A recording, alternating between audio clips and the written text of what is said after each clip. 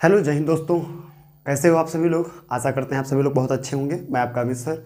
इस वीडियो के माध्यम से जो है हम आपको समझाने वाले हैं कक्षा 10 जो कि आपके रसायन विज्ञान केमिस्ट्री में फोर्थ अध्याय 4 है, लेसन 4 कार्बन एवं उसके यौगिक। आप सभी को पता है कि इससे पहले वीडियो में जो है हम आपको कार्बन के बारे में और जो है इसकी जो आबंध होते हैं उनके बारे में जो है पूर्ण रूप से चर्चा कर चुके हैं। तो इसमें से जो कुछ एक भाग बचा हुआ था, मैंने बोला था इस लेसन को जो हम 2 भागों में कवर करेंगे, तो उसमें का जो है एक भाग बचा हुआ था। एक भाग हो गया है, दूसरा भाग आज हम करने वाले हैं जिसमें हम चर्चा करेंगे भी सारी चीज़ों पर कि जो है अपरूप क्या होते हैं, समावयवता क्या होती है, आईयूपीएसी नियम कैसे लिखते हैं। ठीक है, इन सभी चीज़ों पर जो हम चर्चा करने वाले हैं। क्लियर सभी को। मैं आप सभी से एक बार बता दूं कि जिसने भी इससे पहले का वीडियो नहीं देखा है वो जाकर के प्लीज़ देख लीजिए, नहीं तो यहाँ की जो सारी चीज़ें हैं आपको बिल्कुल समझ में नहीं आएंगी। ठीक है, तो आप जाकर के पहले उस वीडियो को देखिए, वहाँ पर हमने सारी चीज़ों पर चर्चा किया है कि जो हमारे परमाणु होते हैं उनका परमाणु क्रमांक, इलेक्ट्रॉनिक विन्यास कैसे निकालते हैं, कैसे उनको उनकी संयोजकता निकालते हैं, उन सभी चीज़ों पर जो हमने चर्चा किया है। ठीक है, सबसे पहले आप जाकर के वहाँ पर देखिए उस वीडियो को, फिर आप इस वीडियो को देखिए तो जो है आपको सारी चीज़ें बहुत अच्छे से समझ में आएंगी। क्लियर है, तो देरी नहीं करेंगे, बढ़ते हैं अपने कंटेंट की तरफ, देखते हैं क्या है। तो पहली चीज़ हमारे पास है अपरूप। ठीक है, अपरूप, तो अपरूप पर हम चर्चा करते हैं कि सबसे पहले अपरूप होता क्या है। तो सभी को पता होना चाहिए कि अपरूप एक ही तत्व के भिन्न भिन्न रूप जिनके रासायनिक गुण समान लेकिन भौतिक गुण अलग अलग होते हैं, उन्हें हम क्या कहते हैं, उन्हें हम अपरूप कहते हैं। मतलब मेरा मानना ये है या कहना ये है कि अपरूप ये कह सकते हैं जो कार्बन के ऐसे विभिन्न परमाणु हैं जो अलग अलग हैं लेकिन उनके रासायनिक गुण क्या होते हैं, समान होते हैं। देखते हैं कैसे। तो सबसे नंबर 1 पर अपरूप के जो प्रकार होते हैं 3 प्रकार के होते हैं। नंबर 1 हीरा और दूसरा नंबर पर ग्रेफाइट और फुलरीन होता है। ठीक है, जो आपके सिलेबस में है। ठीक है, तो हम चर्चा करते हैं कि हीरा और ग्रेफाइट और फुलरीन है क्या क्या है भाई ये सारी चीज़ें, कैसे हम इनको चीज़ों को जानेंगे। तो सबसे पहले हम देखते हैं कि हीरा और ग्रेफाइट में अंतर। देखो, हीरा और ग्रेफाइट का अंतर अगर हम पढ़ेंगे तो इसमें हमें दोनों चीज़ें क्लियर हो जाएंगी। ठीक है, तो क्या लिखा हुआ है, हीरा व ग्रेफाइट में अंतर। हीरा कहता है हीरा एक प्राकृतिक में कठोर पदार्थ है, मतलब हीरा हम कह सकते हैं एकदम अत्यधिक कठोर पदार्थ है। ठीक है, और क्या है, इसकी संरचना त्रियामी होती है, इसका गलनांक बहुत उच्च होता है। गलनांक मतलब इसको टेम्परेचर जब दिया जाएगा, ताप दिया जाएगा, तो हम ये कह सकते हैं कि इसका ताप इतना इसका जो गलनांक है इतना हाई है कि इसको जब टेम्परेचर देते रहेंगे, जब हाई टेम्परेचर हो जाएगा तब ये धीरे धीरे गलना स्टार्ट होगा, उससे पहले नहीं गलेगा। ठीक है, आगे है यह विद्युत का कुचालक होता है। कुचालक का मतलब जैसे इस पर हमारे पास हीरा है, हीरा पे हम क्या करें, करंट को जब छोड़ेंगे तो उस पर करंट प्रवाहित नहीं करेगा। क्लियर है, तो ये सारी चीज़ें समझ गए। और यह पारदर्शी होता है। यह कैसा होता है, पारदर्शी, जिसके आर पार देखा जा सके। तो हमने हीरे को समझ लिया, हीरा एक कैसा है, अत्यधिक कठोर पदार्थ है। ठीक है, यह एक पारदर्शी होता है। ठीक है, ये भी समझ लिए। इसका गलनांक जो है ये बहुत उच्च होता है और इस पर जो विद्युत धारा होती है वो प्रवाहित नहीं करती है, इसलिए हीरा क्या हो जाता है, एक विद्युत का कुचालक माना जाता है। अब हम देखते हैं ग्रेफाइट को। ग्रेफाइट कहता है ग्रेफाइट एक कोमल पदार्थ है, मतलब कोमल या मुलायम पदार्थ कह सकते हैं। ठीक है, ग्रेफाइट जो है एक मुलायम पदार्थ होता है, इसकी संरचना षटकोणीय है, इसका गलनांक हीरे के गलनांक से काफ़ी कम होता है, यह विद्युत का सुचालक एवं अपारदर्शी होता है। मतलब ग्रेफाइट पर जब हम चर्चा करेंगे तो आपने ग्रेफाइट देख रखा होगा, मेरे पास है नहीं तो मैं दिखाता आपको कि ग्रेफाइट जो है आपने नहीं देखा है तो आपको जो है मिल जाएगा कहाँ पे, पेंसिल में। अगर आप पेंसिल देखोगे ना तो पेंसिल में जो नोक बनी होती है वो हमारी ग्रेफाइट की बनी होती है। ठीक है, तो ग्रेफाइट एक कैसा होता है, कोमल, बड़ा मुलायम पदार्थ होता है। देखो ना कि जब हम पेंसिल को क्या करेंगे, छीलेंगे किसी शार्पनर वगैरह से तो खट से टूट जाता है ना, तो वो क्या होता है हमारा भैया, एकदम मुलायम पदार्थ होता है, आराम आराम से छिलता रहता है। इसकी संरचना जो होती है षटकोणीय होती है, इसका गलनांक जो होता है वो हीरे से कम होता है और इसमें जो है ये विद्युत धारा प्रवाहित कर जाती है। क्लियर है सभी को। और क्या कह सकते हैं कि जो हीरा है वो एकदम भंगुर होता है। भंगुर का मतलब ये होता है कि जैसे हीरे पर जो चोट दी जाएगी तो हीरा टूट कर बिखर जाएगा। ठीक है, टूट कर बिखर जाएगा, मतलब ये कह सकते हैं जैसे कोई पदार्थ हमने ले लिया, मान के चलो कोई ऐसा पदार्थ है जिसको हम उस पर हम जब मारेंगे, जैसे मान लिया सरिया का प्रयोग करते हैं, लोहे का, है ना, उस पर जब हम हथौड़े वगैरह की चोट देंगे तो वो टेढ़ी हो जाएगी या दब जाएगी, है ना। लेकिन हीरा एक ऐसा भंगुर पदार्थ होता है जिस पर मारने पे वो टूट जाएगा, जिस प्रकार एकदम पत्थर होता है। आप देखते हो पत्थर पर जब चोट लगाई जाएगी तो छोटे छोटे टुकड़ों में बिखर जाएगा, है ना, इसको हम भंगुर कहते हैं। और हमारा ग्रेफाइट भी भंगुर होता है। क्लियर है। तो यहाँ से हमने समझ लिया कि हीरा और ग्रेफाइट क्या है, हीरा और ग्रेफाइट में अंतर क्या है। क्लियर है सभी को। आगे बढ़े, आगे हम देखते हैं फुलरीन। तो फुलरीन ये बना हुआ है, आपको संरचना दिख रही होगी। ये एक हमारे पास क्या है, ये फुलरीन है, ठीक है। एक ये फुटबॉल की तरह होता है फुलरीन, ठीक। हम फुलरीन पर देखते हैं क्या क्या चीज़ें हैं। तो कहता है फुलरीन यह कार्बन का अपरूप है, ये कार्बन का ही एक पदार्थ है। यह गोलाकार अणुओं के रूप में परस्पर 60 कार्बन से जुड़े होते हैं, मतलब 60 कार्बनों से मिलकर के बना होता है। फुलरीन जो है वो 60 कार्बनों से मिलकर के बना होता है। ये फुटबॉल जैसा गोला होता है। इसकी खोज बकमिंस्टर फूल नामक वैज्ञानिक ने किया था। ये कहाँ के, अमेरिका के रहने वाले थे। कौन, बकमिंस्टर फूल नामक वैज्ञानिक अमेरिका के रहने वाले थे। इन्होंने क्या किया, फुलरीन का जो है रिसर्च किया फुलरीन पर, और इसको जो है इसकी खोज इन्होंने किया, ठीक है। अमेरिकी वैज्ञानिक ने किया। फुलरीन न ही अत्यधिक कठोर है और न ही मुलायम है। हम ये कह सकते हैं कि जो फुलरीन है वो ना ही अत्यधिक कठोर है और ना ही मुलायम है। फुलरीन एक अणु में क्या होता है, परमाणु के 20 षटभुज तथा 20 पंचभुज बने होते हैं। मतलब हम इसमें कहते हैं, जब देखोगे ना सबको संरचना दिखाई देंगी। जैसे एक ये बनी हुई है, 1 2 3 4 5, तो ये कैसी हो गई, पंचभुज। और इस पर हम देखेंगे तो 1 2 3 4 5 6, तो षटभुज हो गई। तो हम ये कह सकते हैं कि फुलरीन जो होता है इसमें पंचभुज और षटभुज की जो है आकृतियां पाई जाती हैं। क्लियर है। तो फुलरीन आप समझ गए, फुलरीन जो है एक गोलाकार आकार का होता है, बिल्कुल फुटबॉल की तरह। इसमें आकृतियां पाई जाती हैं, पंचभुज और षटभुज की आकृतियां पाई जाती हैं, ठीक है। ये जो फुलरीन है ये 60 कार्बनों से मिलकर के बना होता है। इसका हम उपयोग देखते हैं कि फुलरीन का उपयोग कहाँ किया जाता है, तो कहते हैं अर्धचालक। इसमें मुक्त इलेक्ट्रॉनों की संख्या चालकों से कम एवं अचालकों से अधिक होती है। मतलब जहाँ पर फुलरीन का प्रयोग किया जाता है, इसमें इलेक्ट्रॉनों की जो इलेक्ट्रॉन जो होते हैं वो कह सकते हैं कि इलेक्ट्रॉनों की जो संख्या होती है वो चालकों से कम होती है और अचालकों से अधिक, मतलब जिसमें बिल्कुल जो है धारा नहीं प्रवाहित करती है बिजली की, उससे अधिक होता है, और जिसमें धारा बहुत अच्छे से प्रवाहित करती है उससे कम होता है, ठीक है। तो इसको वहाँ पर जो है प्रयोग किया जाता है। अतिचालक, इसमें निम्न ताप पर बिना प्रतिरोध के धारा बहती रहती है। तो ये हमारा हो गया क्या, अपरूप हमने पढ़ लिया। अपरूप भैया अब समझ गए, अपरूप एक कार्बन के जो है भिन्न रूप होते हैं जिनके रासायनिक गुण समान होते हैं, 3 प्रकार के होते हैं। हीरा को हमने देख लिया, ग्रेफाइट को देख लिया, फुलरीन को देख लिया।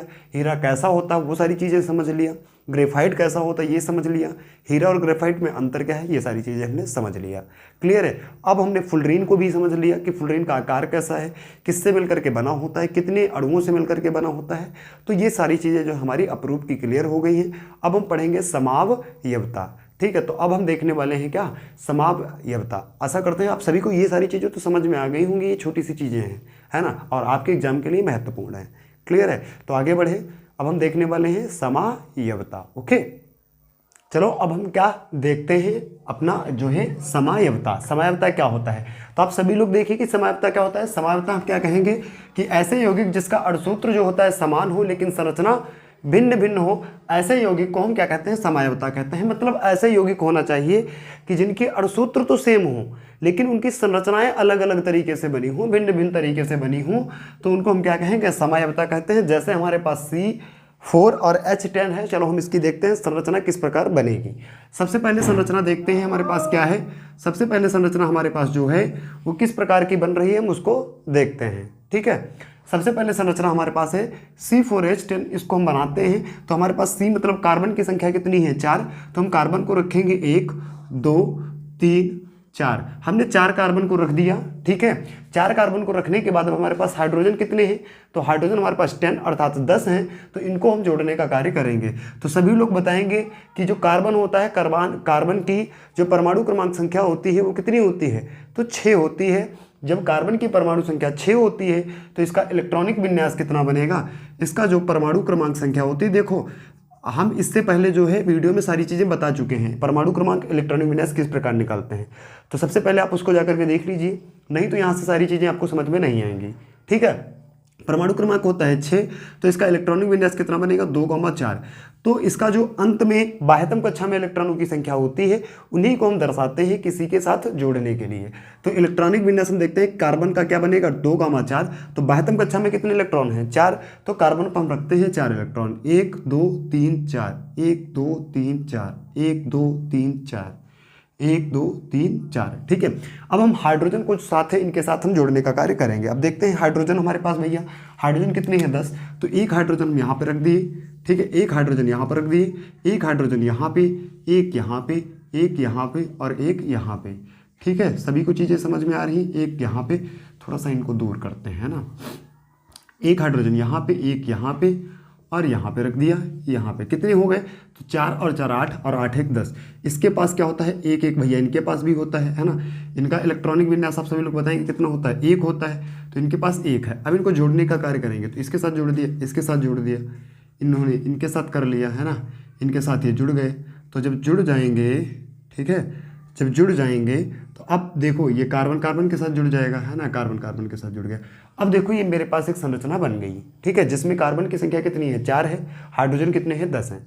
तो इसी प्रकार की कहते हैं अब सूत्र आपके समान होने चाहिए लेकिन संरचना अलग प्रकार से बन जाए, तो उसको हम क्या कहेंगे, समायवता कहते हैं। देखते हैं दूसरी संरचना इसकी, देखते हैं कैसे बनेगी, ठीक है।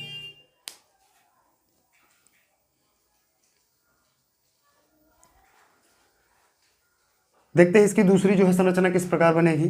तो हमारे पास जो है कार्बन कितने हैं, 4 हैं, तो रखेंगे, एक कार्बन रख दिया, दूसरा को जोड़ दिया, 3 जोड़ दिया। अब इसके पास एक हाइड्रोजन जोड़ेंगे, इसके पास एक हाइड्रोजन जोड़ेंगे। क्यों जोड़ेंगे भैया, कार्बन के पास 4 है ना, तो रख दो ना, यहाँ पे रख दिया, यहाँ पे रख दिया, है ना, और यहाँ पे जोड़ दिया, ठीक है, यहाँ पे जुड़ गए और यहाँ पर जुड़ गए हाइड्रोजन। अब इसके साथ मैंने एक कार्बन को जोड़ दिया, जिससे एक हाइड्रोजन और एक हाइड्रोजन और एक हाइड्रोजन जोड़ दिया।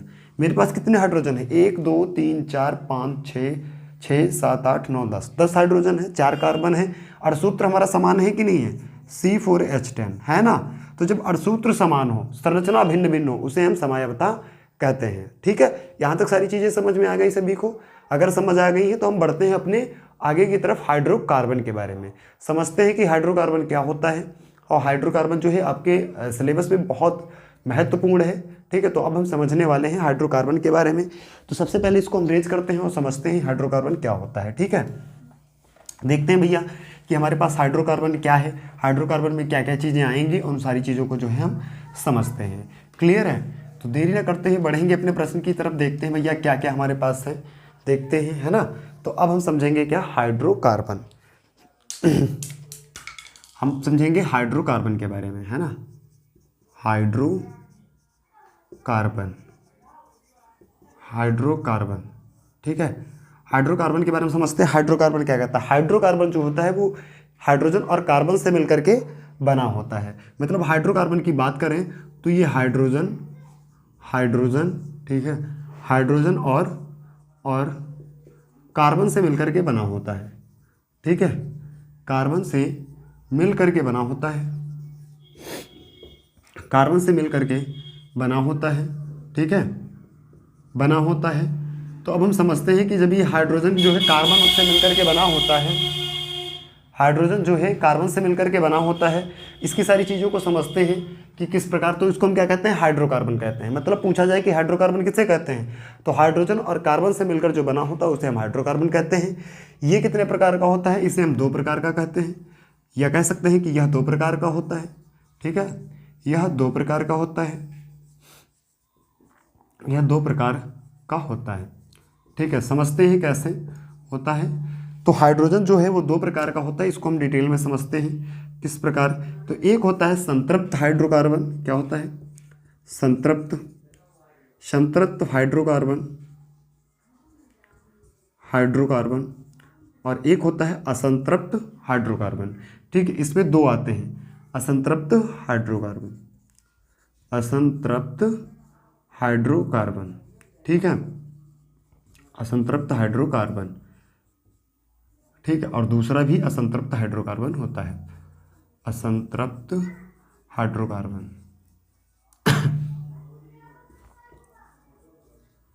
ये 2 प्रकार के होते हैं, इनको समझते हैं। इसमें कौन कौन आता है, तो संतृप्त मतलब ये कि संतृप्त हाइड्रोकार्बन, असंतृप्त हाइड्रोकार्बन जो होते हैं ये हमारे हाइड्रोकार्बन के जो है प्रकार होते हैं, 2 प्रकार के।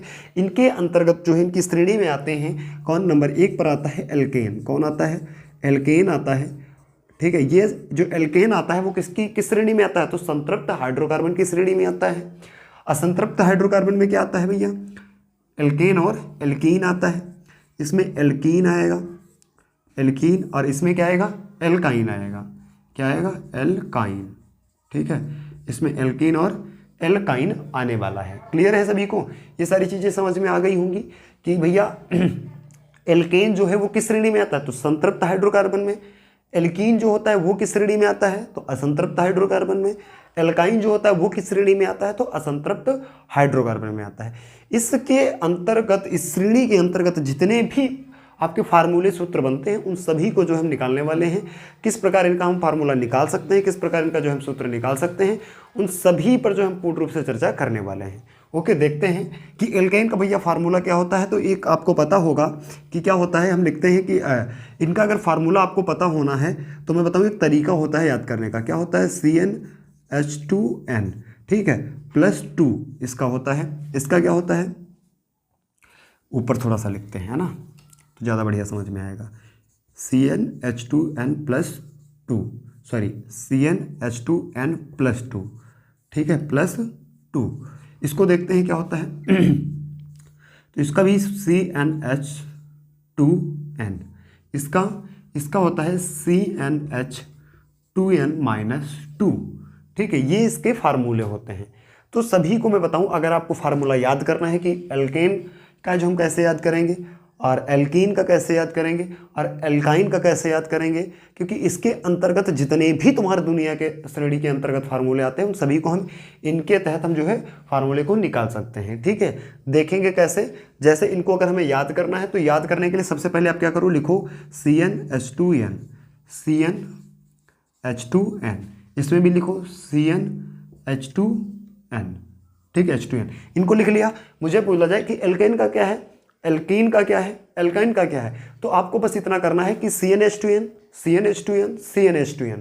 फिर क्या करते हैं, कहते हैं कि सटा दो, हटा दो, घटा दो। तो सटा दिया, हटा दिया, घटा दिया, है ना। तो एल्केन, एल्कीन, एल्काइन में CnH2n, CnH2n, CnH2n लिख लेंगे। फिर हमें पता है क्या करने वाले हैं, सटा दिया, हटा दिया, घटा दिया, मतलब सटा दो, हटा दो, घटा दो, ठीक है। कैसे सटा दिया, मतलब 2 इसमें सटा दिया, 2 इसमें से हटा दिया, 2 इसमें से घटा दिया, है ना। तो ये आपका जो है फार्मूला बन जाता है। अब इस फार्मूले के तहत जो है हम ज्ञात करने वाले हैं ऑल टोटल इसके श्रेणी के अंतर्गत जितने भी हमारे फार्मूले आते हैं उनको हम किस प्रकार निकालेंगे। तो उसके लिए जो है आपको एक श्रेणी याद होनी चाहिए। कौन सी, जरा हम लिख देते हैं। तो सबसे पहले हमारे पास होता है मेथ, ठीक है, मेथ एथ प्रोप, ठीक है, meth eth prop, but pent hex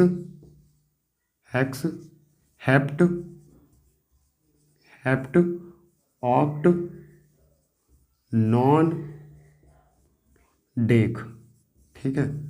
इसको हम याद करते हैं। कैसे निकालेंगे देखेंगे कि जहाँ पर भैया मेथ हम कहाँ पे बोलेंगे, जहाँ पर कार्बन की संख्या 1 होगी, जहाँ पर carbon 2, carbon 3, carbon 4, carbon 5, carbon 6, carbon 7, carbon 8, carbon 9, carbon 10। मतलब ये कह सकते हैं कि जहाँ पर कार्बन 1 होगा उसको हम मेथ बोलेंगे, जहाँ पे कार्बन 2 होगा वहाँ पर हम एथ बोलेंगे, जहाँ पे कार्बन 4 होगा वहाँ पर ब्यूट बोलेंगे, जहाँ पे कार्बन 8 होगा वहाँ पर ऑक्ट बोलेंगे, ठीक है। इसके तहत जो हम इस श्रेणी के अंतर्गत जितने भी फार्मूले आते हैं उनको हम आसानी से ज्ञात कर सकते हैं, ठीक है। कैसे ज्ञात करते हैं उसको हम अभी आपको बताने वाले हैं। देखते हैं, जैसे मुझे फार्मूला निकालना हो किसका, मेथेन, एथेन, ठीक है। इसके अंतर्गत कौन आएगा भैया, ethane, methane, propane, butane, pentane, hexane, heptane, ठीक है, ऑक्टेन, नॉनटेन, डेकेन, ये जितने भी आते हैं वो सब किसके अंतर्गत आते हैं, एल्केन। और अगर हम बात करें असंतृप्त हाइड्रोकार्बन एल्कीन के अंतर्गत कौन आएंगे, तो इन्हीं को हम बनाते हैं। मेथीन हो जाता है, एथीन हो जाता है, प्रोपीन हो जाएगा, ठीक है, पेंटीन हो जाएगा, हेक्सीन हो जाएगा, ठीक है, हेप्टीन हो जाएगा, ऑक्टीन हो जाएगा, ये सब इसके अंतर्गत आते हैं। इसमें कौन आता है, तो इसी में से आएंगे मेथाइन हो जाएगा, एथाइन हो जाएगा, प्रोपाइन हो जाएगा, ब्यूटाइन हो जाएगा, हेक्साइन हो जाएगा। ये कैसे बनते हैं इन चीज़ों को हम समझते हैं। तो आप सभी को पता होना चाहिए कि अगर मुझे फार्मूला एल्केन के अंतर्गत ज्ञात करना है, तो अगर मुझे मेथेन निकालना है तो सबसे पहले मेथ देखते हैं और उसमें एन को जोड़ दिया जाता है। मतलब ये कहते हैं कि अगर एल्केन के अंतर्गत श्रेणी का हमें फार्मूला ज्ञात करना है तो उसको हम सबसे पहले इस फार्मूले को देखते हैं। फार्मूले के बाद जो है हम उसमें अंत में क्या जोड़ देते हैं, उसके अंत में हम जोड़ देंगे क्या, एन जोड़ दिया जाता है। और इसमें क्या, ईन जोड़ दिया जाता है, इसमें ईन जोड़ दिया जाता है, ठीक है। इसमें आइन जोड़ दिया जाता है, आइन जोड़ दिया जाता है। कैसे जोड़ा जाता है इसको हम आसानी से समझते हैं। जैसे मुझे निकालना है, अब निकालने के लिए भी पता होना चाहिए। जैसे मुझे एल्केन है तो एल्केन में मुझे एथेन का निकालना है। किसका निकालना है भैया, एथेन का निकालना है। एथेन का मुझे फार्मूला ज्ञात करना है। तो कैसे निकालेंगे, तो आपको पता हो चले एथेन, एथेन में क्या जुड़ा हुआ, एन जुड़ा हुआ, तभी तो एथेन बना है ना। तो एथेन में जब एन जुड़ा हुआ है तभी एथेन बना है, ठीक है, क्लियर है। तो एन हटाओ तो क्या बचा, एथ। एथ देखो हम कब लिखते हैं, जब कार्बन की संख्या 2 होती है। जब कार्बन की संख्या 2 होती है तो वहां पर एथेन, जब कार्बन की संख्या 1 होगी तो मेथेन, जब कार्बन की संख्या 4 होगी तो ब्यूटेन हो जाएगा, क्योंकि ब्यूट है, एन जुड़ जाएगा तो ब्यूटेन हो जाएगा। कार्बन की संख्या 6 होगी तो अगर मुझे इसके अंतर्गत निकालना है तो मुझे पता है कि अगर भैया कार्बन की संख्या 6 है तो उसको हम बोलते हैं हेक्स, और अगर मुझे निकालना है एल्केन श्रेणी के अंतर्गत तो इसमें अंत में क्या जोड़ देते हैं, एन। तो हेक्स में एन जोड़ देंगे तो क्या बन जाएगा, हेक्सेन, ठीक है। देखते हैं कैसे बनता है, एथेन का निकालते हैं। तो एथेन के लिए कार्बन की संख्या कितनी चाहिए, कार्बन की संख्या चाहिए, इससे हम निकालते हैं, ठीक है, इससे निकालेंगे। कैसे निकालते हैं, चलो देखते हैं। ये जैसे है मेरे पास, इसको निकालते हैं, क्या है इसका हम फार्मूला निकालते हैं एल्केन का। क्लियर, इसको पहले रेज करते हैं, पहले इसको समझिए। एल्केन का फार्मूला निकालते हैं कैसे, तो CnH2n, n की जगह है जो हम रख देते हैं कार्बन की संख्या। जैसे मुझे मेथेन का निकालना है, ठीक है, तो मेथेन का पहले निकाल के देख लेते हैं, ठीक है। इसको जरा रेज करते हैं, इसकी कोई आवश्यकता है नहीं, ठीक है, इसकी आवश्यकता नहीं है तो इसको पहले हम रेज करते हैं, फिर आसानी से समझ में चीज़ें आएंगी, ठीक है। इस फार्मूले के तहत हम ethane, methane, propane, butane, pentane, hexane, octane, heptane, जितने भी फार्मूले निकालने हैं आप निकाल लोगे आसानी से। कैसे, जैसे मुझे निकालना है एल्केन की श्रेणी के अंतर्गत मुझे मेथेन का फार्मूला निकालना है, तो मेथेन आपको पता होना चाहिए कब बोलते हैं, जब कार्बन की संख्या 1 होगी। जब कार्बन की संख्या 1 होगी तो हम बोलते हैं मेथेन। तो आपको पता होना चाहिए कार्बन कितना है, C, N की जगह हम रख देंगे कार्बन कितने हैं, कार्बन है 1, तो हम कार्बन कितने रख देंगे, कार्बन की संख्या N की जगह रख देंगे 1, H2, N की जगह कितना रख देंगे 1 और प्लस 2, तो ये कितना बन जाएगा, C 1 होता तो लिखा नहीं जाता है, तो H हो गया, और 2 1 2 और 2 में 2 जोड़ेंगे 4, मतलब H कितने हो गए 4। तो हम ये कह सकते हैं CH4, CH4 को क्या कहेंगे भैया, एथेन कहेंगे, सॉरी मेथेन कहेंगे, क्या कहेंगे, मेथेन। इसको हम क्या बोलेंगे, मेथेन बोलते हैं, ठीक है, इसको क्या बोलेंगे, मेथेन। देखा आपने, मेथेन का फॉर्मूला निकाल लिया। जैसे मुझे किसी का निकालना, ब्यूटेन का निकालना है, किसका निकालना है, ब्यूटेन, ठीक है, मुझे ब्यूटेन का फार्मूला निकालना है, तो कैसे निकालेंगे, तो ब्यूटेन आपको पता होना चाहिए, ब्यूट प्लस एन, है ना। तो ब्यूट कब बोलते हैं, जब कार्बन की संख्या 4 होती है, तो इसी फार्मूले में रख दो, रख देते हैं। कैसे रखेंगे, तो C, N की जगह कितना रखेंगे भाई, ब्यूटेन का निकालना है, ब्यूट कब बोलते हैं, जब कार्बन की संख्या 4 होती है, तो हम N की जगह 4 रख देंगे, ठीक। H2 प्लस N की जगह कितना रख देंगे, 4 प्लस 2, कितना बन जाएगा, C4H, 2 चक्कू 8 और 8 2 10, मतलब हम ये कह सकते हैं ब्यूटेन का फॉर्मूला क्या बन गया, C4H10, ठीक है।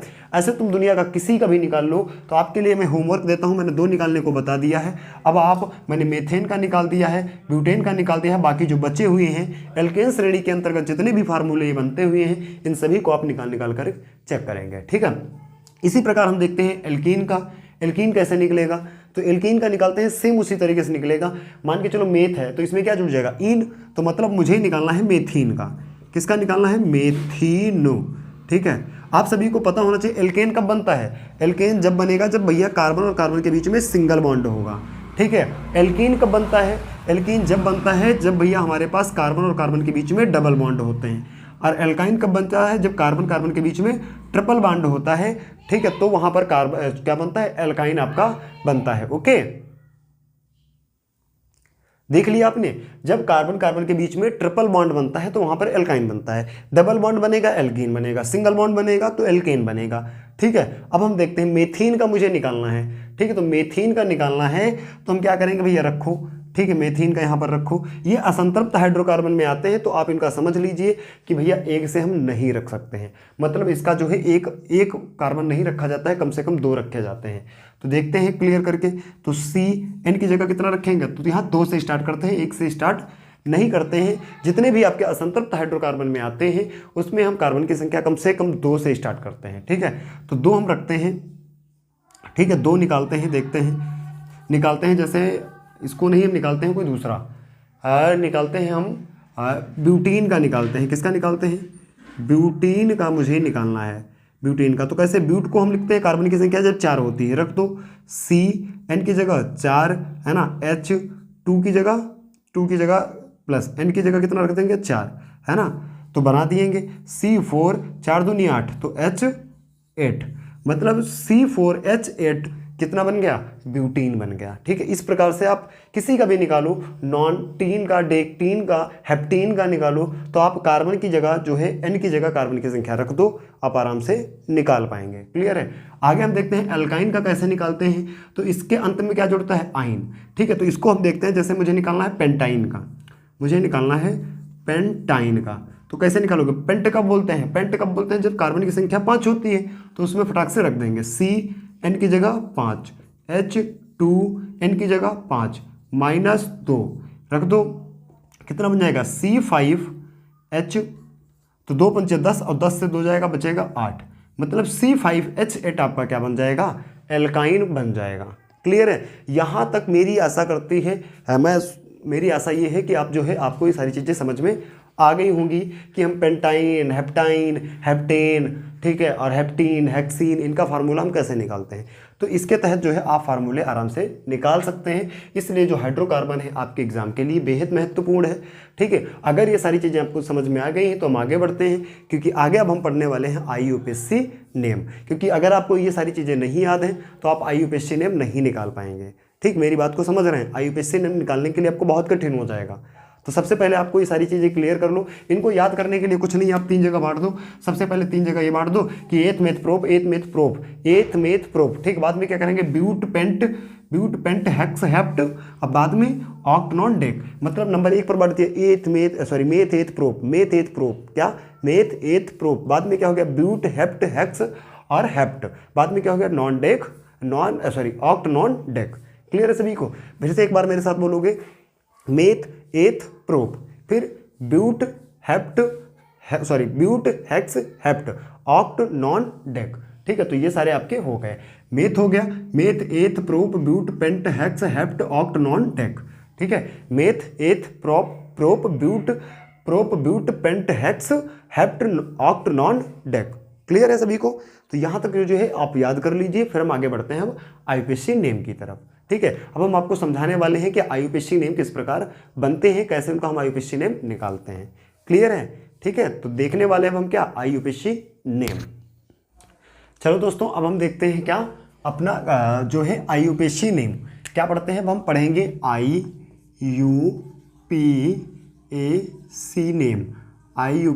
नेम। देखते हैं कि IUPAC नेम किस प्रकार निकाले जाते हैं। आशा करते हैं आप सभी को इतनी देर में जो है फटाफट सारी चीज़ें रट गई होंगी। एक बार इनको देखेंगे।